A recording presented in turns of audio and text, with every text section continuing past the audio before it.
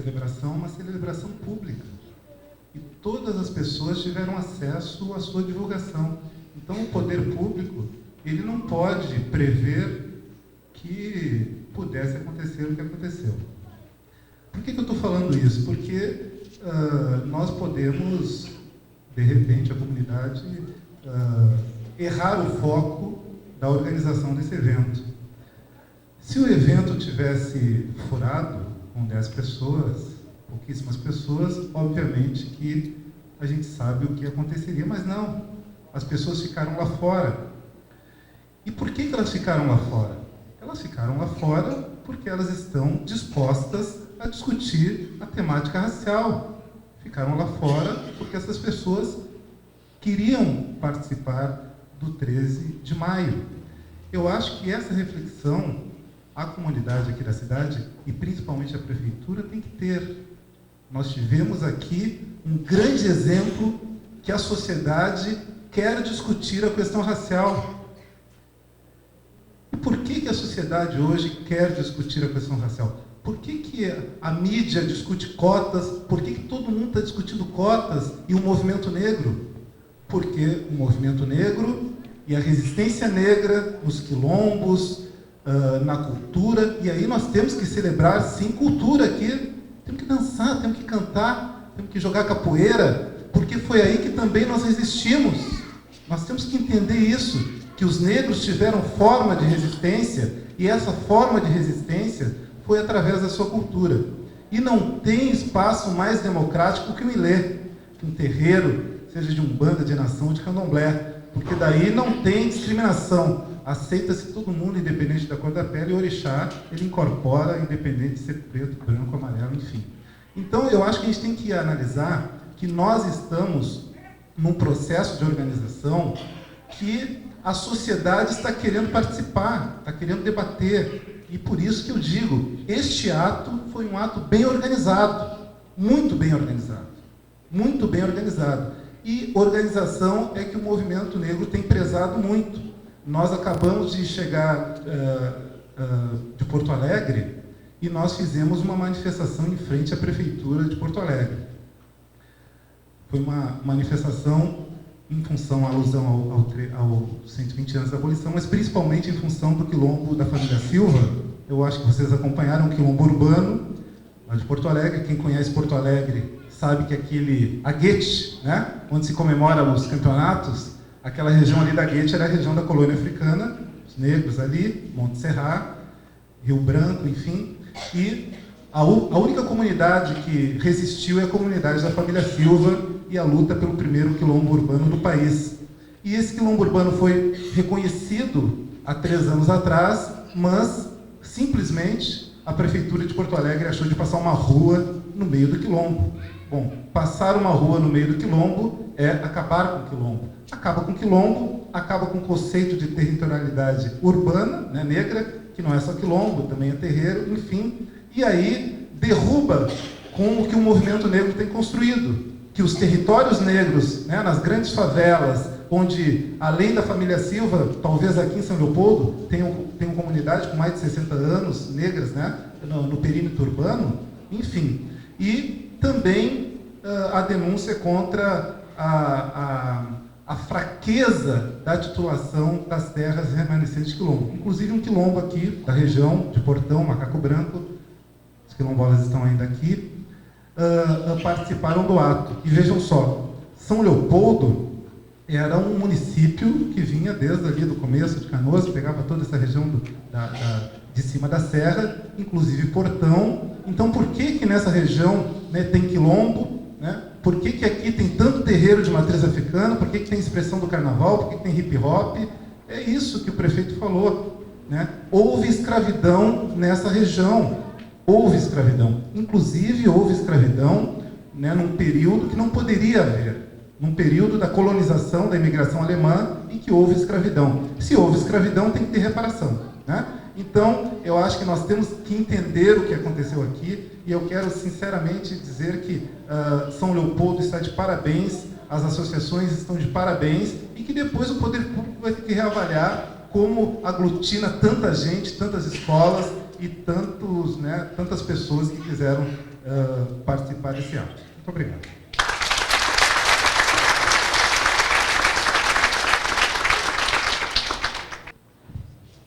Passo a palavra à professora Adevanir, representante da Unicinos de Xavier.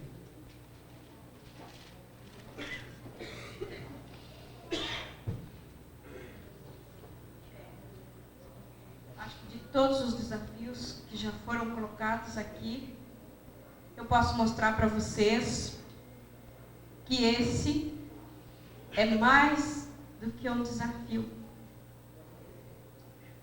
E por isso eu quero me reverenciar aqui à Mãe Dolores, quero me reverenciar ao pai de Jair, quero me reverenciar ao pai Giovanni e quero me reverenciar a todos e a Babalorixás e Ialorixás. Há 12 anos atrás, quando eu comecei a fazer a pesquisa das religiões e religiosidade, junto com o padre José Ifoma, foi o pai Paulinho, de Porto Alegre, e as mães de Gravataí, das quais eu tinha feito algumas visitas, que entraram no portão da Unicinos. Não sei dizer para vocês o que foi feito, o que elas fizeram. E 3 mães de santo de Gravataí me disseram: terás o caminho aberto, agora confie no teu Deus. E é assim que a gente está na Unicinos. Há 12 anos já estou lá na universidade. Iniciamos com o trabalho de pesquisa na região metropolitana de todas as religiões e organizamos em cima disso o chamado GDIREC, Programa de Pesquisa Gestando o Diálogo Interreligioso e o Ecumenismo. E passado 2 anos, aí a gente organiza, volto para trás e vou organizar um espaço para os afrodescendentes estudantes, chamado ECAU, Estudantes e Comunidades Afro-Unicinos. Está lá. Depois, 2 anos, com os trabalhos nas práticas sociais religiosas, a gente foi se deparando e encontrando líderes que gostaram da pesquisa, então vieram somar, e a gente acabou organizando de forma muito dialogada, automática, tranquila, o grupo interreligioso de diálogo. O pai de Jair é representante já há 7 anos, né? A mãe Dolores, representante também já há 7 anos. Temos o pai Newton, temos Santo Daime, temos luteranos, anglicanos, e agora entrando o budismo, e Santo Daime, e demais religiões que eu não me lembro agora. E eu passei a perceber que havia uma reestruturação na Unicinos, e eu tinha que correr contra o tempo, elaborar imediatamente um projeto, aproveitando essa mudança da Unicinos, para poder pensar na cidadania dos jovens, das comunidades e pessoas que a gente foi percebendo querer estar na universidade. Então, chega no momento que eu olho, alguém estava enviando projetos para serem aprovados na reitoria. E eu só pedi para a pessoa, coloca o meu também aí. Daí, qual que é o seu projeto? Cidadania, cultura religiosa afrodescendente. Mas esse projeto eu não vi. Tá, mas amanhã eu entrego. E foi. E esse projeto está com 5 anos. E não falo aqui hoje sozinha, né? Graças a Deus, eu falo com 2 coordenadoras deste projeto de cidadania que está ali. Levanta aí, Nilza. É evangélica, tá? Uma religião que eu não me lembro agora. E a Fernanda, que é participante da religião espírita, porque nós temos também kardecista espírita. E esse grupo de cidadania está com 5 anos. E hoje não preciso mais estar à frente de todos os trabalhos na Unicinos. Temos aí a equipe e eu tive que continuar correndo contra o tempo. Organizar um projeto de pesquisa para que os nossos afros, os jovens afrodescendentes, tivessem agora a possibilidade de entrar e fazer parte das bolsas. Porque quando a gente vai transitando no meio, a gente vai percebendo que só recebem créditos ou bolsa aqueles alunos que é filiado do professor, amiguinho do professor, e já está próximo do professor, e ali ele continua a caminhada dele, e essas oportunidades não são repassadas. Mais uma vez, a gente tem que correr contra o tempo e escrever um outro projeto de pesquisa para caber lá no PPG de pós-graduação em Ciências Sociais. E nós tivemos uma má sorte de colocar esse projeto na mão de um professor uruguaio novo, que a gente tentou confiar, e quando a gente viu, não era nada disso. Tivemos que correr, junto com o vice-reitor, que é o padre José Foma, e o reitor, e retomar o projeto e botar nas mãos da gente novamente. E o grupo de bolsistas passaram um bocado, mas a gente correu a tempo e salvamos o projeto que está hoje no pós-graduação em Ciências Sociais Aplicadas. E os bolsistas fazem parte, e também uma africana, que é a Vitória, o esposo dela está na África, e ela faz parte desse projeto, com bolsa, assim como os demais. Bom, hoje, todos os trabalhos existentes na universidade estão devidamente legalizados, documentados e assinados. Professores negros na Unicinos, nós somos em 4. Alunos, a gente não tem ainda uma estatística devido a essa dificuldade que o professor ali colocou, porque os alunos negros não se identificam.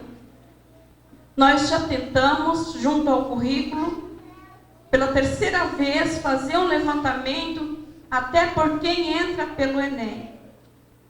Mas ainda não achamos um caminho para identificar os descendentes existentes na universidade. Por isso, nós não temos uma estatística.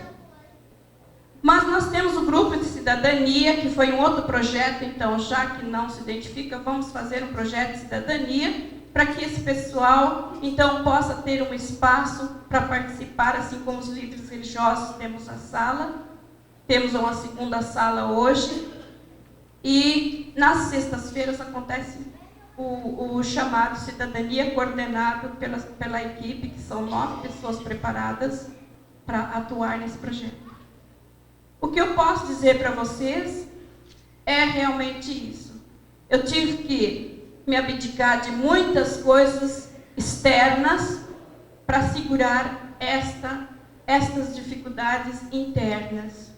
E hoje, com toda a forma, diplomacia, com a força da religião, a gente conseguiu contratar mais uma profissional negra, que é a Beth. Não sei se a Beth está por aí hoje, mas a Beth acaba de ser contratada na universidade para atuar enquanto profissional junto comigo na direção do trabalho do qual a Unicinos tem responsabilidade enquanto campo regional.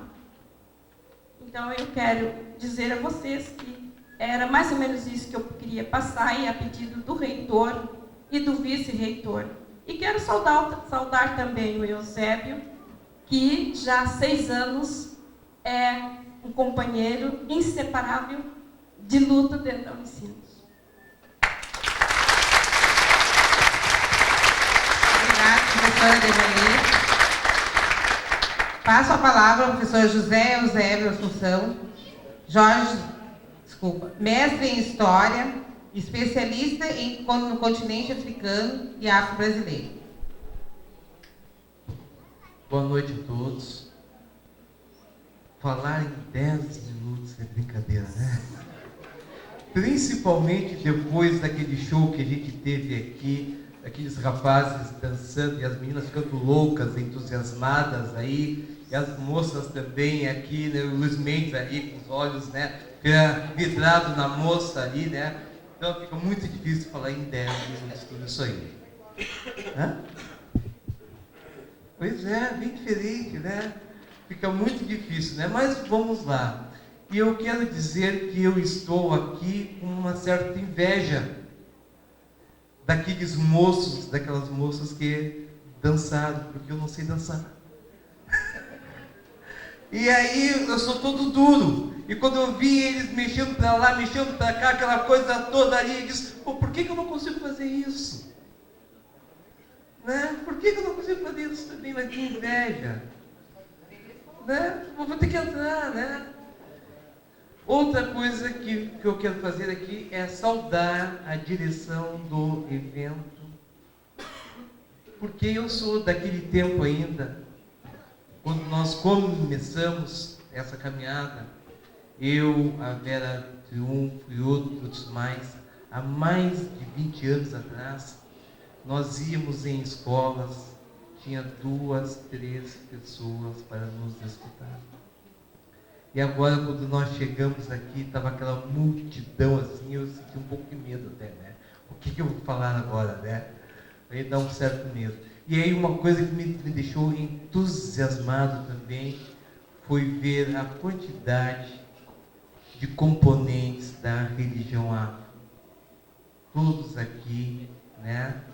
Presentes, tendo orgulho da sua religião. Porque nem sempre isso foi possível. Porque a minha avó contava que, e outras pessoas mais, que os negros tinham que se esconder para praticar a sua religião. E a história, ela conta isso também. Nós aqui tivemos um certo período da nossa história, chamado Estado Novo, onde Getúlio Vargas, né, era o mandante, e aqui no Sul nós tínhamos um interventor que proibiu os cultos afros. Proibiu os cultos afros. A polícia entrava a cavalo dentro das casas de religião e acabava com os cultos afros. Né? Ele morreu, né? A coincidência, né? Pois é, mas nem sempre isso foi, né, possível nós termos orgulhos de estarmos trajados, né? Dentro de um ambiente público, né? E com orgulho, e quando cantou o hino da Umbanda, todos os irmãos se levantaram e cantaram com orgulho. Né? Eu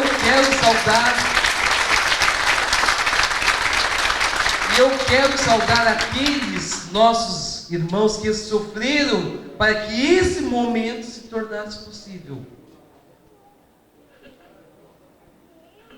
porque foi a base de muita dor. E eu não quero aqui fazer aquela ladainha, chorar, coitadinho do negro, não é isso que eu quero dizer. Mas nós temos que dizer que nem sempre isso foi viável, isso foi possível. Foi difícil, gente. E ainda é. E quando o Emir falou que algum tempo atrás tiveram uma luta cristal, a luta não acabou. A luta não... Tem um outro projeto da Câmara. Né? Tem um outro projeto lá que está indo, e a gente não está dando bola. Infelizmente, tem um velho provérbio que os batuqueiros não se unem. Eu acho que está na hora de todos nós, batuqueiros e não batuqueiros, mas sim aqueles que querem, de fato, uma democracia nesse país, unirem-se em prol também da liberdade religiosa. Cada um tem o direito de ter a religião que desejar. Sem isso, nós jamais teremos uma democracia efetiva. Por isso que, sinceramente, quando eu cheguei, eu vi aquelas pessoas todas ali, eu senti uma certa emoção em ver. Né? Quero também, nesse exato momento, saudar a todos aqueles não negros que até esse momento estão aqui agora, nos ouvindo, né? E dizer que a nossa luta, pelo menos a minha luta, é uma luta contra o apartheid. Eu não quero o racismo do branco contra o negro, mas eu também não quero o racismo do negro contra o branco. Eu quero uma sociedade irmanada, mas irmanada de fato, não somente nas palavras, porque falar aqui é fácil. Falar aqui é fácil, agora, na prática lá é outra coisa. No dia a dia, a coisa é bem diferente. Sai daí, ô negro sujo! Aí a coisa muda de figura.